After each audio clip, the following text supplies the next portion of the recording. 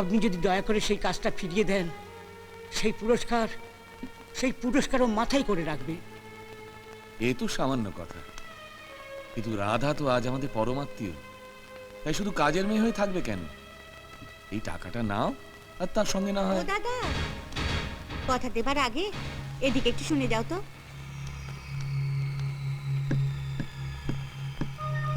আবার কি হলো? তোমার কি মাথা খারাপ হয়ে গেছে? কেন, কি হয়েছে? ও তো টাকা নিতে চাইছে না।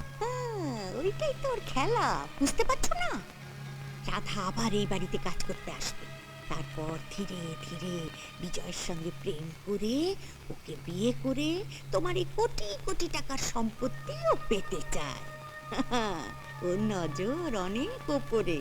তোমার ওই 1,00,000 টাকা দিয়ে ওর কি হবে? হ্যাঁ, তুই কথাটা তো ঠিকই বলেছিস।